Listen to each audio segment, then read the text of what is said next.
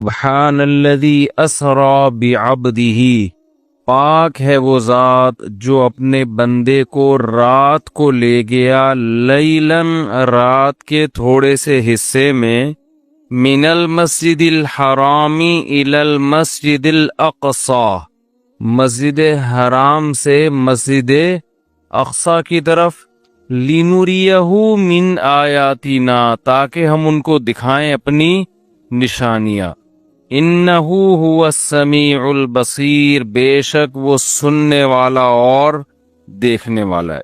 قرآن میں تو بس اتنا ہی تذکرہ ہے معراج کا، اور اسی سورہ بنی اسرائیل میں آگے چل کے آتا ہے وَمَا جَعَلْنَا الرُّؤْيَا الَّتِي أَرَيْنَاكَ إِلَّا فِتْنَةً لِلنَّاسِ وَالشَّجَرَةَ الْمَلْعُونَةَ فِي الْقُرْآنِ، کہ ہم نے جو آپ کو منظر دکھایا وہ ہم نے لوگوں کے لیے آزمائش بنایا ہے، جیسے ہم نے شجرہ ملعونہ کو آزمائش بنایا، دونوں چیزوں کو ہم نے کیا بنایا؟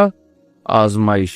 تو قرآن میں بس اتنا تذکرہ ملتا ہے معراج کا، ایک تو سورہ بنی اسرائیل کے شروع میں پہلی آیت، اور ایک آگے جا کے 2-3 رکوع کے بعد۔ دوبارہ ریپیٹ کر دیتا ہوں، اللہ عیب سے پاک ہے جو اپنے بندے کو رات کے تھوڑے سے حصے میں مسجد حرام سے مسجد اقصی لے گیا تاکہ ہم انہیں اپنی نشانیاں دکھائیں، اور اللہ نے دوسری جگہ فرمایا کہ ہم نے جو منظر آپ کو دکھایا، یہ منظر بھی اور شجرہ ملعونہ بھی، یہ دونوں لوگوں کے لیے آزمائش ہیں۔ یہ بلب جل بجھ رہا ہے، اس سے کچھ نہیں ہوگا، بے فکر رہیں، یہ دونوں چیزیں لوگوں کے لیے آزمائش ہیں۔ باقی اس کی تفصیل حدیث میں ملتی ہے کہ براق پر بیٹھ کر آپ صلی اللہ علیہ وسلم گئے، مسجد اقصی پہنچے، بہت دور ہے مسجد اقصی، وہاں اللہ تعالی نے تمام پیغمبروں کو جمع کیا جن کی آپ صلی اللہ علیہ وسلم نے امامت کی، اور پھر اللہ تعالی نے آپ کو وہاں سے آسمانوں پہ لے گئے اور اپنا قرب عطا کیا، اور پھر آپ صلی اللہ علیہ وسلم کی مختلف پیغمبروں سے مختلف آسمانوں پر ملاقاتیں ہوئیں۔ آپ کو معراج میں 50 نمازوں کا تحفہ دیا گیا، جو آہستہ آہستہ کم ہوتے ہوتے 5۔ اس سے پتہ چلتا ہے کہ بارگیننگ جو ہے نا، بارگیننگ یہ تو اللہ اس کے رسول کے درمیان میں بھی ہوئی ہے۔ لوگ کہتے ہیں جو ہم نے قیمت بول دی بس اسی پہ خرید لو، ایک زبان، ایسا نہیں ہوتا بھائی۔ بارگیننگ آپ نے بولنے پر کوئی گورنمنٹ کی طرف سے پابندی نہیں، آپ 1 کروڑ روپے بول دو، ہم تو کہیں گے نا بھائی یہ اتنے کی دو گے تو ٹھیک ہے، تھوڑا کم کر لو، تھوڑا کم کر لو۔ تو لچک ہونی چاہیے انسان کی طبیعت میں، یہ نہیں کہ بس ایک ہی زبان ہے جو بول دیا بول دیا۔ اب اللہ نے 50 نمازیں دی تھیں، کم کرتے کرتے کتنی کر دیں؟ وہی 5۔ سوال پیدا ہوتا ہے جب 5 ہی کرنی تھی تو 50 کہنے کی ضرورت کیا تھی؟ یہ ایسا ہی ہے جیسے اللہ تعالیٰ قرآن میں بعض دفعہ مشکل احکام دیتے ہیں لیکن ابھی صحابہ نے عمل کیا نہیں ہوتا کہ اس کو منسوخ کر دیتے ہیں، ایسا بھی ہوا ہے قرآن میں۔ یہ بتانے کے لیے کہ اصل تو ہم یہ حکم دینا چاہتے تھے مگر تمہاری رعایت میں ہم اپنے حکم کو چینج کر رہے ہیں۔ اگر پہلے ہی حکم دیا جاتا نا آسان والا تو پتہ کیا چلتا کہ اللہ اصل کیا چاہتے تھے اور آسانی کر کے کیا چاہتے ہیں۔ تو اصل تو یہ تھا کہ اللہ چاہتے تھے ہم دن میں کتنی نمازیں پڑھیں؟ 50 ٹائم، لیکن اللہ کو پتا تھا کہ یہ مشکل میں پڑ جائیں گے اور جہنم میں جانے والوں کی تعداد اور زیادہ بڑھ جائے گی، اس لیے اللہ نے کہا کہ میں تمہاری رعایت کرتا ہوں۔ جیسے بیوہ عورت کو نکاح کے پیغام سے اللہ نے منع کیا، لیکن اللہ نے فرمایا اللہ کو پتہ ہے تم باز نہیں آؤ گے تو اشارتاً پیغام بھیج سکتے ہو، وہ اس زمانے کی بات ہے۔ تو اسی طرح قرآن میں آتا ہے کہ ہم حکم دے رہے ہیں کہ جب نبی کی محفل میں جاؤ تو پہلے کچھ صدقہ دیا کرو۔ پھر اللہ نے فرمایا اَأَشْفَقْتُمْ أَن تُقَدِّمُوا بَيْنَ يَدَيْ نَجْوَاكُمْ صَدَقَةً، تم ڈرتے ہو کہ ہر چیز میں پہلے صدقہ دینا پڑے گا، چلو معاف کیا، نہیں دو صدقہ، ٹھیک ہے نا۔ تو یہ قرآن کی عادت ہے، اس سے اللہ کی رحمت کا پتہ چلتا ہے، اور یہ بھی کہ اسلام کے احکام میں بھی اللہ نے ہمیں یہ بتایا ہے کہ میں بھی تمہاری طبیعت کا، تمہاری کمزوری کی رعایت کرتا ہوں۔ تو جب اللہ ہماری رعایت کر کے احکام دے رہے تو ہمیں بھی اپنے ماتحتوں کا خیال بولو کرنا چاہیے۔ اللہ ہمیں بتاتا ہے کہ اصل تو میں یہ کہنا چاہتا ہوں، یہ چاہتا ہوں حکم ہو، لیکن تم نہیں عمل کر سکو گے، چلو یہ اس پر عمل کرو۔ تو جب اللہ انسانوں کی رعایت کرتا ہے تو انسانوں کو بھی چاہیے کہ وہ ایک دوسرے کی رعایت کرا کریں۔ اتنا بوجھ کسی پہ نہ ڈالیں کہ بس تیر کی طرح سیدھے چلو تم، ایسا نہیں ہو سکتا بھائی۔ انسان ٹیڑھا میڑھا ہے، آڑا ترچھا ہے، اس کو بالکل ہر چیز میں ایکوریٹ کرنے کی کوشش کریں گے نہ، کوئی بھی نہیں ہو سکتا۔ کوئی بھی کا مطلب مسجد کا امام بھی پورا سیدھا، نہ مفتی صاحب پورے سیدھے ہو سکتے ہیں، نہ مسجد کے امام ہو سکتا ہے، نہ کوئی بزرگ پورے ایکوریٹ ہو سکتے ہیں۔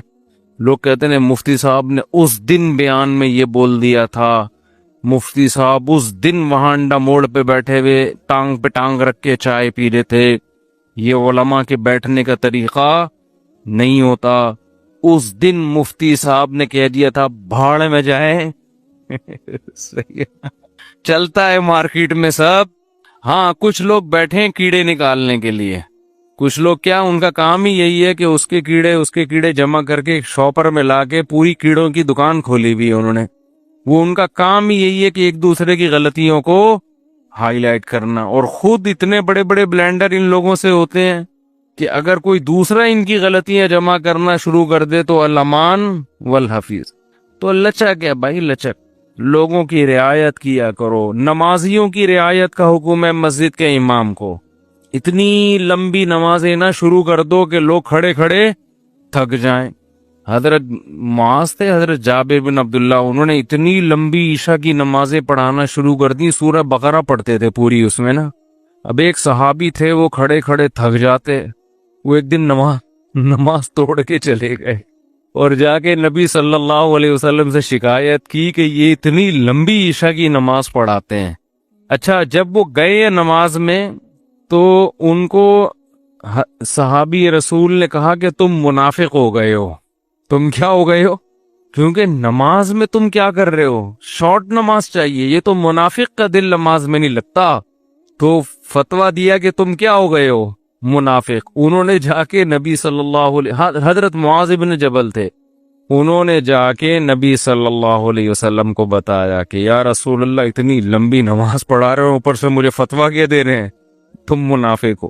تو آپ صلی اللہ علیہ وسلم نے حضرت معاذ کو بلایا، افتان انت یا معاذ، اتنا غضبناک ہوئے، اے معاذ تم لوگوں کو فتنوں میں ڈال رہے ہو، نماز سے، یعنی تم تو ان کو آزمائش میں ڈال رہے ہو کہ نماز سے ان کے دل میں نماز کی نفرت پیدا کر رہے ہو، اور پھر آپ نے ان سے امامت چھین لی، اور پھر تھوڑے دنوں بعد واپس امامت دے دی ان کو، یعنی تنبیہ کے لیے۔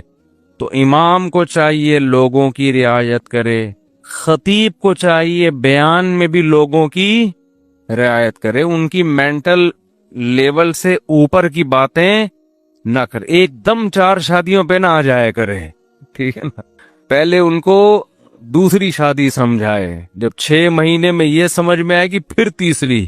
ہم ڈائریکٹ کیا کرتے ہیں تو اس پہ لوگ کہتے ہیں یار یہ پتہ نہیں کس قسم کی باتیں کرتا ہے۔ تو جو جنگ میں کمانڈر ہے اس کو چاہیے وہ اپنے فوجیوں کی رعایت کرے، آپ اپنے ماتحتوں کی رعایت کرو۔ بیمار ہیں، ہمارے استاذ نے ایک بڑا اچھا اصول بنایا، ہم جامعۃ الرشید میں تھے، انہوں نے فرمایا کہ کوئی طالب علم اگر آ کے یہ کہتا ہے کہ میری طبیعت خراب ہے، مجھے چھٹی چاہیے، تو چھٹی اس کو فوراً دے دو۔ یہ تحقیق بعد میں ہوتی رہے گی کہ طبیعت واقعتاً خراب بھی ہے یا نہیں ہے۔ وجہ اس کی یہ کہ امکان ہے کہ ٹوپی کر رہا ہو، امکان ہے اس بات کا کہ ہو سکتا ہے جھوٹ بول رہا ہو، لیکن اس کا بھی امکان ہے کہ ہو سکتا ہے سچ بول رہا ہو۔ اب آپ نے بدگمانی کر کے کہ یار لگ تو رانی ہے شکل سے کہ بیمار ہے، چھٹی نہیں دی، اور وہ واقعتاً ہے کیا بیمار ہے، تو کتنی مصیبت میں آئے گا کہ نہیں آئے گا؟ تو وہ ہوتی رہے گی تحقیق، لیکن فوراً اس کو رخصت ملنی چاہیے، کیونکہ اس کا خطرہ ہے کہ واقعتاً سچ کہہ رہا ہو۔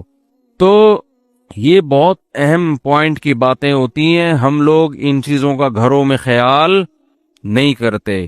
اپنے ماتحتوں کے ساتھ، ملازمین کے ساتھ، ہر ایک کے ساتھ جو ہے نا، یہ خیال کرنا چاہیے کہ اس کی حیثیت سے زیادہ اس کے اوپر بوجھ نہ ڈالا جائے۔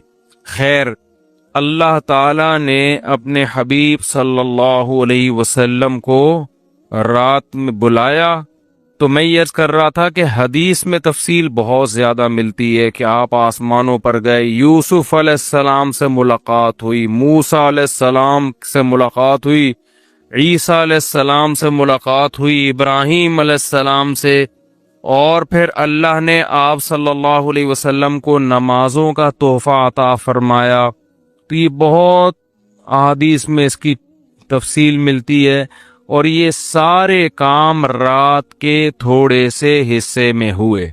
پہلے تو میں اس بات کے تھوڑے سے دلائل دوں گا کہ یہ خواب نہیں تھا، یہ جاگتی حالت میں آپ کے جسم اطہر کے ساتھ ایک معجزہ تھا۔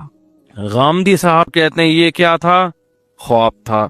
تو اب ہم غامدی صاحب کے دلائل بھی پیش کر دیتے ہیں اور پھر قرآن و سنت کے دلائل بھی۔ غامدی صاحب نے کہا ہے کہ رؤیا جو ہے نا، عربی میں خواب کو کہتے ہیں۔ رؤیا کسے کہتے ہیں؟ خواب کو۔ جیسے سورہ یوسف میں ہے نا، وہ کیا تھا؟ انی رأیت 11 کوکبا، یوسف علیہ السلام نے کہا میں نے 11 ستارے دیکھے سجدہ کر رہے ہیں۔ تو ان کے ابا نے کہا لا تقصص رؤیا کا، اپنا یہ خواب کسی اور کو مت سنائیں۔ تو اس کو انہوں نے رؤیا سے تعبیر کیا ہے۔ کیا تعبیر کیا؟ رؤیا۔ تو یہی لفظ معراج کے بارے میں قرآن میں آتا ہے کہ اے نبی، ہم نے آپ کے رؤیا کو، یہ جو رؤیا تھا نا، اس کو ہم نے لوگوں کے لیے ایک آزمائش بنایا ہے۔ تو غامدی صاحب کہتے ہیں کہ رؤیا کسے کہتے ہیں؟ خواب کو، جیسے سورہ یوسف میں۔ اس کا جواب یہ ہے کہ رؤیا اصل میں خواب کو نہیں کہتے، رؤیا اصل میں منظر کو کہتے ہیں، سین کو کہتے ہیں۔ اور خواب میں بھی ایک منظر نظر آتا ہے، اس لیے خواب پر بھی اس کا اطلاق کر دیا جاتا ہے، ورنہ اصل رؤیا کا معنی منظر، سین، کوئی بھی چیز آپ دیکھیں، چاہے جاگتی حالت میں یا خواب میں۔ قرآن مجید کی آیت تلاوت کی ہے، اللہ تعالیٰ سے دعا ہے کہ اللہ تعالیٰ صحیح طرح سے بات کہنے کی، سننے کی، سمجھنے کی اور پھر عمل کی توفیق عطا فرمائے۔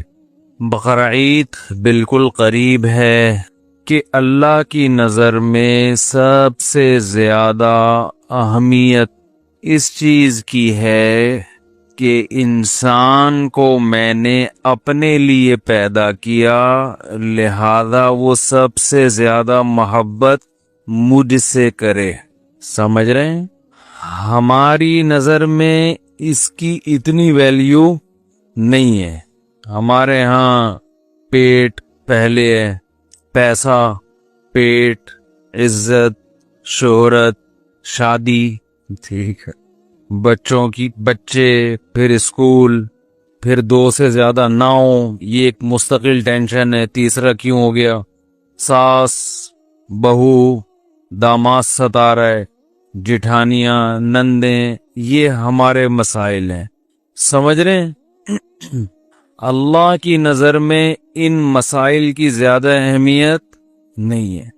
اچھا، میں اگر آپ لوگوں سے ایک سوال پوچھوں کہ اللہ کی نظر میں ان مسائل کی زیادہ اہمیت نہیں ہے، تو میرا بھی تو حق بنتا ہے نا کہ اتنے عرصے سے بیانات کر رہا ہوں تو میں امتحان لوں کہ ہمیں اللہ یہ بتاتا ہے کہ ان چیزوں کو زیادہ ویلیو مت دو، تو اس کی وجہ کیا ہے؟ تو اگر میں آپ سے پوچھوں بھئی بنگلہ، گاڑی، عزت، شہرت، یہ تو بڑی ویلیویبل چیزیں ہیں نا۔ اللہ کہہ رہے ہیں بھئی کچھ بھی نہیں ہے، کچھ بھی نہیں ہے یہ۔ تو کیوں؟ کیا دلیل کیا ہے اللہ کے پاس؟ نہیں حیثیت نہیں ہے، یہ تو دعویٰ ہے نا، دلیل کیا ہے؟ جی نہیں وہ نہیں، مزہ نہیں آیا یار، وہ بھی ٹھیک ہے لیکن جو بار بار بیان میں ایک بات ہو رہی ہے، کیا بول رہا بھائی، کیا کہہ رہا ہے؟ عارضی ہے، عارضی، اتنی سی بات ہے، ختم ہونے والی چیزیں ہیں۔ جو چیز آپ سے واپس لے لی جائے، دیکھو ایک گاڑی آپ کے پاس لینڈ کروزر ہے، بڑی خوبصورت بہترین گاڑی، غریب آدمی کو دے دی کسی نے۔ ہمارے محلے میں ایک دفعہ ایک صاحب آئے، وہ پتہ نہیں 400 cc یا 500 cc بائک تھی ان کے پاس، یہ 1000 cc کی ہوتی ہے نا، ہیوی انجن، 4 سیلنسر لگے ہوتے ہیں۔ تو میری عمر 14-15 سال تھی اس وقت، تو مجھے شوق تھا ہیوی بائکیں چلانے کا۔ شوق پر تو گورنمنٹ کی طرف سے کوئی پابندی نہیں ہے، چلانا ممکن نہیں تھا، ابا تھوڑی خرید کے دیتے۔ تو ایک صاحب آئے ہوئے تھے، ان سے دوستی تھی، میں نے کہا یار ذرا گلی کا چکر لگانے دو، انہوں نے کہا لگا لو۔ ہم بیٹھے ہیوی بائک، بولو بھائی، لوگ پوچھ رہے ہیں کس کی ہے، اب اگر میں کہوں میری ہے پھر تو زبردست بات ہو گئی، پھر کیا ہے بھائی، پھر تو ہمارے پاؤں زمین پہ اب لگیں گی نہیں، میری میری۔ بار بار بتاؤں گا نا دوستوں کو بھی، اس زمانے میں تو آدمی کو ویسے بھی شو مارنے کا شوق زیادہ ہوتا ہے، میری بائک میری بائک، پیچھے لکھوا دیتا ہٹو بچوں، ایسا ہی ہوتا نا۔ لیکن پہلے لوگوں نے دیکھا، بولا بھائی واہ بھائی، ان کے پاس تو اس عمر میں ماشاءاللہ اتنی زبردست بائک آ گئی، اتنی سی ایج میں ایسی ہیوی بائک لے کے گھوم رہا ہے۔ تو لوگ جب میرے پاس آ کے پوچھتے کہ یار کیا بات ہے یار، تو میں کہتا بھائی میری نہیں۔ تو اب کیا فخر کرے آدمی، بس تھوڑا سا مزے لو، بائک گھماؤ واپس کرو۔ تو فخر اس چیز پہ ہوتا ہے جو کس کی ہوتی ہے، اپنی، اپنا کچھ بھی نہیں ہے ٹھیک ہے نا، اپنا بولو بھائی کچھ ہے ہی نہیں، تو کیا فخر کرنا ہے یار۔ تو جو چیزیں اپنی سمجھی جاتی ہیں وہ اپنی نہیں ہیں۔ اللہ قرآن میں کہتے ہیں الم نجعل لہ عینین، کیا ہم نے تمہیں 2 آنکھیں نہیں دی ہیں؟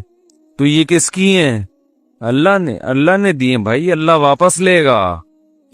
وَلِسَانًا وَشَفَتَيْن، کیا ہم نے زبان نہیں دی؟ یہ زبان کس نے دی ہے؟ اللہ نے۔ یہ ہونٹ کس نے دیے؟ شفتین، 2 ہونٹ، ہاتھ، پاؤں، ناک، آنکھ، کان، دل، دماغ، جگر، گردے، پھیپھڑے، کلیجی، کوئی ایک چیز بھی اپنی نہیں۔ تبھی یہ جو پیون کاری ہے نا، ٹرانسپلانٹیشن کا جو عمل ہے، اس کو علماء ٹھیک نہیں سمجھتے۔ آنکھیں ڈونیٹ کر دینا اور مختلف پارٹس ڈونیٹ کر دینا، یہ اکارڈنگ ٹو اسلام اچھا کام نہیں ہے۔ انسانیت کی خدمت کا حکم ہے، ایسی خدمت کہ آپ اپنے پارٹس ہی دائیں بائیں کرنا شروع کر دیں، نہ نہ نہ۔ اب بعض علماء کا اختلاف ہے کچھ ایسے پارٹس کے بارے میں جس پر انسانی زندگی موقوف ہے، جیسے گردے کے بارے میں اختلاف ہے، کڈنی ڈونیٹ کرنا، لیکن بہت سے علماء اس کو بھی جائز نہیں سمجھتے۔ لیکن بہرحال وہ ایک اختلافی مسئلہ ہے، کچھ جائز کہتے ہیں، کچھ کڈنی وغیرہ ڈونیٹ کرنے کو۔ لیکن میں ابھی اس پیچیدہ مسئلے کی بحث میں نہیں جاؤں گا، دونوں طرف دلائل ہیں تو، لیکن کم از کم مرتے ہوئے اپنے جسم کے اعضاء ڈونیٹ مت کیا کرو۔ ہم مالک نہیں ہیں ان چیزوں کے، اللہ نے ہر ایک کو مختلف پارٹس دیے ہیں، بس اسی کے استعمال کے ہیں۔ یہ کوئی بائک تھوڑی ہے کہ یار ذرا استعمال کے لیے دے دو، تو آنکھیں دے دو، کان دے دو۔ ہاں یہ ضرور ہے کہ جو غیر مسلم ڈونیٹ کر چکے ہیں ان کے مذہب میں جائز ہے، ان کا تو آخرت پہ یقین ہی نہیں ہے، تو پہلے سے کوئی اس طرح کے پارٹ رکھا ہوا ہو تو بعض علماء کہتے ہیں اس کو استعمال کرنے میں کوئی حرج نہیں ہے، کیونکہ وہ تو اس نے کر ہی دیا نا، وہ تو ویسے ہی ضائع ہو ہی گیا۔ بہرحال یہ پیچیدہ مسئلہ بھی، میں اس کی زیادہ ڈیٹیل میں نہیں جا رہا، اس پر پورا پھر لوگ اسی پہ شروع ہو جائیں گے بحث کرنا، اس میں کافی تفصیلات ہیں، اس کو چھیڑا تو موضوع چینج ہو جائے گا۔ تو ہم اپنی آنکھوں کے مالک نہیں ہیں، یہ جو اللہ نے ہمیں 2 عدد گردے دیے ہیں ہم اس کے مالک نہیں ہیں، یہ بھی چھن جائیں گے۔ ایک گردہ خراب ہوتا ہے تو لوگ سمجھتے ہیں ایک خراب ہو گیا، بھائی مرو گے تو دونوں خراب ہو جائیں گے، کیا خیال ہے؟ کوئی بھی چیز ہماری اپنی نہیں ہے، لہذا جب ہماری